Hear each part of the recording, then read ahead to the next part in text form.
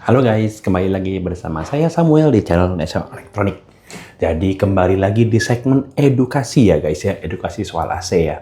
Jadi hari ini, bukan hari ini sih, 2 hari yang lalu ada yang komen di YouTube gua ya. Jadi kok ada AC apa sih yang punya fitur energi monitoring gitu ya. Jadi bisa ngelihat konsumsi dayanya gitu ya. Eh, ada AC apa aja nih yang bisa connect WiFi dan bisa fitur energi monitoring gitu ya. Jadi kita bahas saja nih, ada AC-AC apa aja sih yang bisa connect WiFi yang dijual di toko kami ya, yang kami nggak jual, kami nggak bahas ya. Jadi yang pertama ada Samsung WinFree Ultra. Oke, jadi Samsung WinFree Ultra ini selain bisa connect ke aplikasi SmartThings yang sudah terinstall otomatis kalau di handphone Samsung gitu ya. Jadi aplikasi ini menurut gue aplikasi yang terbaik dari semua brand AC ya, paling mateng, stabil, nggak pernah putus, nggak pernah gagal connect gitu, nggak pernah, pokoknya hampir nggak pernah bermasalah selama gue coba gitu ya, SmartThings itu ya. Jadi SmartThings itu adalah aplikasi yang terbaik. Dia punya energi monitoring juga bisa real time, jadi konsumsi daya per detik itu kelihatan gitu. Di saat ini AC-nya lagi konsumsi daya berapa gitu ya. Selain tentu saja bisa melihat konsumsi harian, mingguan, bulanan, dan tahunan gitu ya. Dan dia juga bisa dimasukin per kWh-nya berapa rupiah guys. Jadi kita bisa tahu nih satu hari kita pakai AC itu berapa rupiah gitu ya. Mingguannya berapa, bulannya berapa, tahunannya berapa gitu ya. Jadi Samsung ini SmartThings ini juga bisa digunakan untuk mengontrol barang-barang lain yang merek Samsung juga, seperti dryer lah, mesin cuci lah, kulkas lah, TV lah, semua bisa connect dan diatur di satu aplikasi SmartThings gitu. Gue juga pakai ya di rumah ya, karena gue juga dryer dan mesin cucinya juga merek Samsung, jadi bisa dikontrol juga tuh dari satu aplikasi yang sama, SmartThings gitu ya. Apalagi kalau handphonenya Samsung, jadi nggak usah install apa-apa lagi, langsung udah di dalam handphonenya tinggal dipakai gitu ya guys ya. Cara connect-nya juga gampang, nggak perlu pakai alat-alat bantu gitu ya, langsung pencet tombol di remote, nanti WiFi nyala, tinggal scan scan QR code, nanti connect AC-nya. Dan Samsung ini adalah satu-satunya aplikasi yang bisa geofencing guys. Geofencing itu, jadi kalau misalnya kita set nih, misalnya 10 km dari rumah gitu ya. Nah kalau pas kita pergi keluar rumah, pas lagi mau jalan pulang, jaraknya tinggal 10 kilo dari rumah, nanti bisa nongol tuh notification di handphone, bisa keluar notifikasi tuh. Gitu, kamu udah deket rumah, mau nyalain AC nggak? Mau nyalain air purifier-nya AC nggak? Gitu ya, kalau mau, nanti AC-nya langsung nyala, dan fitur pembersih udaranya bekerja, nanti sampai rumah kamar udah dingin, ruangannya udah bersih udaranya. Gitu, ini cuma Samsung yang punya, merek lain nggak ada yang punya fitur ini gitu ya, cuman ada di Samsung SmartThings ya. Ini keunggulan utama dari SmartThings, oke? Terus yang kedua adalah Daikin Zeta Inverter, oke? Ini juga sudah built-in WiFi Zeta Inverter FTKZ ya. Dia connect-nya ke aplikasi namanya Daikin Mobile Controller, oke? Dia buatan Thailand. Dia juga fiturnya lumayan lengkap, walau nggak selengkap SmartThings. Aplikasinya juga stabil, hampir nggak pernah nggak pernah putus koneksi dan segala macam. Bisa digunakan juga untuk air purifier Daikin yang MC80. Dia juga bisa connect ke Daikin Mobile Controller. Ada videonya juga guys. Gue punya YouTube di SmartThings-nya SmartThings-nya Samsung juga ada videonya di list video gue, nanti dilihat aja guys ya. Oke, jadi untuk yang di Daikin Mobile Controller ini juga bisa bisa cek konsumsi daya. Jadi ada fitur energi monitoring, tapi tidak bisa cek konsumsi daya real time. Saat ini pakai perawat itu nggak bisa ya. Yang bisa dilihat adalah penggunaan konsumsi daya harian, mingguan, bulanan, dan tahunan gitu ya. Dan tidak bisa dimasukin 1 kWh berapa rupiah juga nggak bisa. Jadi kita nggak bisa tahu nih, mesti ngalin manual gitu ya. Jumlah kWh-nya berapa satu hari, misalnya 15 kWh dikali per kWh-nya berapa, nanti ketemu angkanya. Untuk Daikin Mobile Controller, jadi nggak bisa dimasukin angka per kWh-nya berapa rupiah guys ya. Bukan salah aplikasinya, karena aplikasinya bisa, tapi AC-nya yang tidak support ya. Jadi Zeta yang dijual di Indonesia ini adalah generasi pertama. Yang generasi kedua sudah di launching di Thailand, tapi tidak dimasukin ke Indonesia. Yang Zeta generasi 2 itu ada fitur real time consumption-nya guys ya. Ada fitur buat ngelihat konsumsi daya real time-nya ada gitu ya guys ya. Nah, terus yang ketiga adalah Daikin yang alpha inverter ya, sama beta sama SMS yang baru buat Indonesia juga bisa sih, cuman wifi-nya optional ya, mesti beli alat lagi untuk yang beta inverter FTKE dan yang standar FTC YV itu alatnya mesti nambah lagi tuh, nambah under 1 million, dari bawah 1 juta sih. Yang lama kan yang di FTKC, FTKQ kan alatnya kan sampai dengan ongkos pasang nyaris 2 juta rupiah, ini di bawah 1 juta udah dapat remote-nya plus ongkos pasangnya. Untuk di FTKE beta inverter sama di FTC YV yang SMS yang buatan Indonesia gitu ya. Kalau yang di alpha inverter yang FTKH kan sudah built-in. Nah, connect-nya ke aplikasinya bukan Daikin Mobile Controller ya, connect-nya ke aplikasi Go Daikin punyanya Daikin Malaysia, yang buat Malaysia. Tadi Daikin Mobile Controller yang buat dari Daikin Thailand. Oke.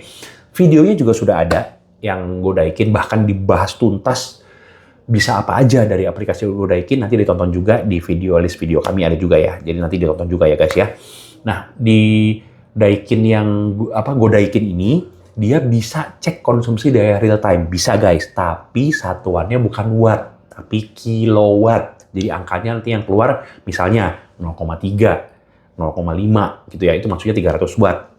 300-an watt lah, karena dua angka di belakangnya kan nggak kelihatan. Jadi ya 300-an watt, 500-an watt gitu ya.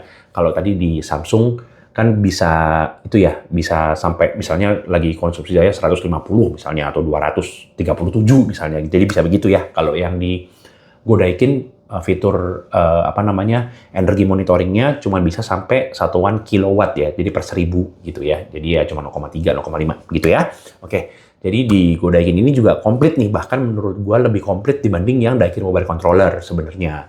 Cuman ya memang satuannya adalah kilowatt bukan watt gitu ya. Dan bisa juga masukin per kWh berapa rupiah guys. Jadi bisa ketahuan tuh hari ini pakai listrik berapa rupiah, mingguan, bulanan, dan tahunan. Oke. Jadi setelah Samsung Win3 Ultra, Daikin Zeta, terus Daikin yang alpha inverter, terus ada lagi Panasonic. Panasonic itu yang ada WiFi built-in-nya adalah tipe XU ya guys ya, XU XKP ya. Dia menggunakan aplikasi namanya Panasonic Comfort Cloud. Oke. Sedikit intermezzo. Kalau di Daikin tadi yang Zeta sama di Alpha Inverter FTKH itu nyalain WiFi-nya nggak perlu. Untuk FTKH deh, Alpha Inverter itu nggak ada tombol buat nyalain WiFi. Itu begitu kesambung listrik, WiFi always on, selalu menyala. Jadi nggak usah pencet-pencet lagi buat nyalain wifi-nya. Kalau di Samsung mesti ada pencet tombol. Kalau di FTKH sama sekali nggak usah pencet tombol. Pokoknya begitu AC-nya terkonek listrik, dia wifi akan langsung selalu otomatis nyala dalam mode pairing. Ya nanti kalau udah disambung ya udah nyala terus, gitu ya guys ya. Nah untuk yang di Panasonic Comfort Cloud ini paling ribet. Kenapa? Karena di tombol ada tombol kecil banget, mesti pakai SIM ejector atau pakai peniti atau pakai pensil yang runcing, mesti dicolok, ditahan sampai wifi-nya menyala. Oke, yang tadi FTKH, Zeta sama yang balik lagi sorry ya guys ya, lompat ya. Jadi untuk yang FTKH tadi ada QR code-nya juga pada waktu beli. Jadi nanti setelah buka Go Daikin diinstal daftar dulu, tinggal scan juga QR code-nya, beres. Oke, di Zeta kalau di Zeta itu agak mirip air purifier MC80 guys. Kalau konekinnya kita mesti jadi access point dulu. Jadi pada saat WiFi dinyalain, kita dari handphone mesti connect manual ke AC-nya dulu nih. Habis itu nanti baru bisa connect ke WiFi rumah, baru nanti proses pairing-nya berjalan terus ya. Kalau yang FTKH kan tadi tinggal scan QR code gitu ya. Ini untuk tingkat kemudahan ya guys ya. Nah untuk Panasonic juga sama guys, ada QR code-nya guys. Bedanya adalah nyalain WiFi-nya aja mesti pakai SIM ejector tools gitu ya. Mesti dipencet, di remote-nya ditahan gitu ya. Terus agak proses pairing-nya langkahnya jauh lebih banyak dibanding Daikin sama apalagi Samsung gitu ya, maksudnya prosesnya tuh banyak tuh, mesti pencet-pencet di remote berkali-kali lah pokoknya sampai proses pairingnya selesai. Oke. Untuk aplikasinya dulu awal-awal masih bagi ya, dulu waktu gua bikin videonya aja, ada videonya juga guys ya, Panasonic Comfort Cloud juga ada videonya ya. Itu bahkan iPhone aja nggak bisa connect ya, jadi gua pakai Android. Waktu itu sales gua pakai iPhone, kita coba-coba, yang Android bisa connect, yang iPhone tidak bisa connect. Bermasalah terus, error terus sampai akhirnya mesti email ke pabrik Malaysia segala macam, tuker-tukeran email dan segala macam. Akhirnya ada update terbaru dan akhirnya bisa connect tuh ke iPhone dan iPad gitu. Walaupun aplikasi Comfort Cloud-nya ada di dua-duanya, di Play Store ada, di App Store-nya Apple juga ada. Tapi waktu itu nggak bisa connect, tapi sekarang sudah jauh mendingan lah ya. Dulu awal-awal juga suka putus-putus koneksinya, suka mesti pairing ulang dan segala macam. Sekarang udah jauh lebih stabil, oke. Dan dia ada fitur energy monitoring ada gitu ya. Tapi sama bukan bisa ngelihat real time guys ya, jadi cuma bisa lihat harian, mingguan, bulan, dan tahunan. Tapi dia bisa masukin 1 kWh berapa rupiah juga bisa. Jadi ketahuan nih kita pakai AC 1 hari, 1 minggu, 1 bulan, 1 tahun itu berapa rupiah, itu bisa ketahuan semua ya. Jadi Comfort Cloud oke lah, maksudnya masih lumayan oke gitu ya. Terus ada lagi nih guys, Aqua kita kan juga jual nih ya, yang tipe inverter VSW ya, flagshipnya Aqua yang warnanya hitam tuh indoornya ya. Dia juga sudah dapat WiFi built-in. Aplikasinya namanya HiSmart karena punyanya Hisense ya. Jadi namanya HiSmart, HAI Smart SMART itu ya. Di Play Store ada, di App Store juga ada, tinggal di-download. Tinggal scan QR code juga dan nyalain WiFi-nya juga nggak ribet. Pencet tombol doang di remote, langsung WiFi nyala, scan QR code, beres, langsung connect ya. Yang paling ribet Panasonic lah pokoknya. Ya, jadi Aqua juga lumayan keren, ada fitur energy monitoring juga, tapi ya lagi-lagi nggak bisa real time. Nanti di VSW terbaru nanti yang mungkin tahun depan keluar, kata Pak Robert dari Aqua, itu akan ditambahkan fitur real time monitoring ya. Untuk sekarang cuma bisa harian, mingguan, bulanan, tahunan, dan tidak bisa dimasukin 1 kWh berapa rupiah. Jadi kita nggak bisa tahu tuh pakainya berapa rupiah gitu ya, mesti manual gitu ya. Satu hari misalnya pakai 15 kWh gitu ya, dikali aja per kWh di rumah kalian berapa, karena harga per kWh kan beda-beda ya guys ya gitu.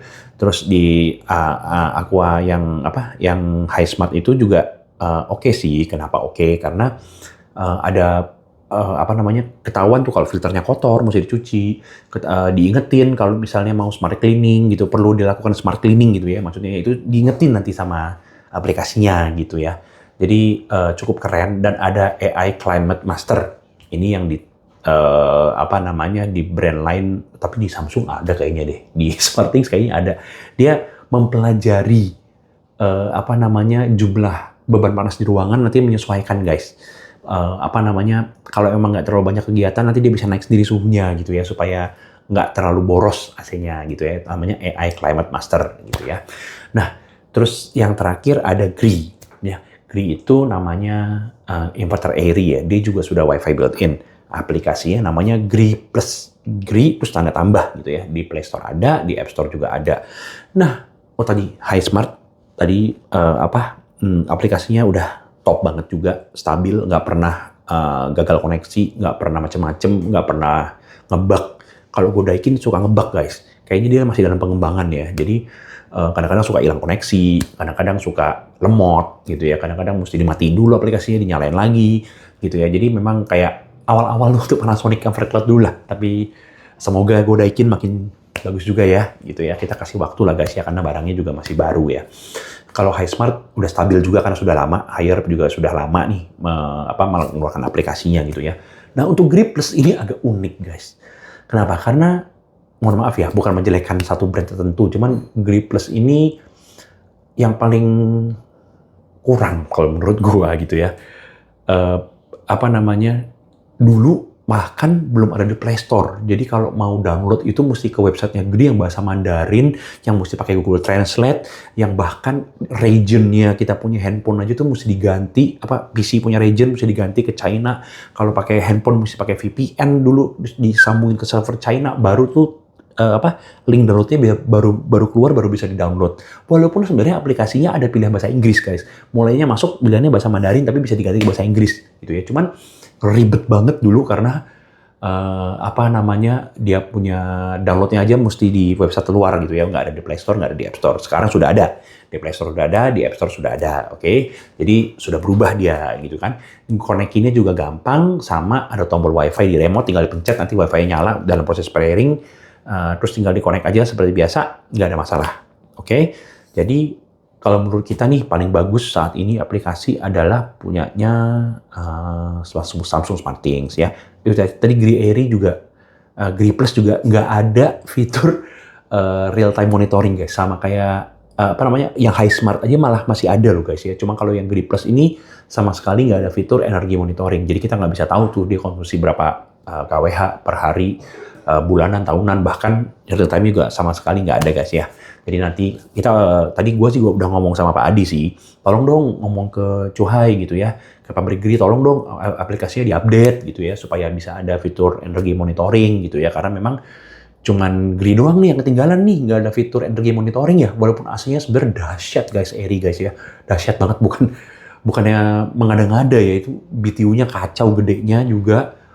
Dan yang paling gila tuh yang tahan kondisi ekstrim guys, outdoor-nya di suhu 50 derajat, ambient-nya tuh masih bisa running 100% guys, cuman Airy yang bisa ya.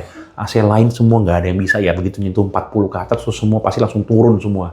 Dia punya power AC-nya ya guys ya, karena terlalu panas gitu ya. Kalau Airy 50 derajat masih bisa running 100% gitu ya. Jadi secara produk udah keren banget, tinggal dipoles-poles aja nih aplikasinya nih ya. Kita berharap supaya Gri nanti ke depannya juga bisa update aplikasinya sampai bisa ada fitur energi monitoring sampai yang real time consumption juga guys gitu ya. Jadi videonya udah 16 menit. Jadi videonya sampai di sini dulu ya. Ngomongin beginian aja sampai 20 menit hampir guys ya. Jadi terserah kalian mau pakai yang mana. Kita udah jelasin semua. Yang mana yang ada fitur energi monitoring, ada yang ada bisa ngitung bahkan dimasukin berapa rupiah per kWh-nya, ada yang sama sekali nggak ada. Semua tergantung ke pilihan Anda ya. Kita semua jual AC-nya, mau beli yang mana aja terserah. Ya kalau mau beli AC jangan lupa beli sama toko kami. Di deskripsi itu ada toko hijau, toko oranye, Google Map, WA, semua ada guys ya. Jadi dilihat aja di deskripsi, kalau mau beli langsung hubungin WA toko kami.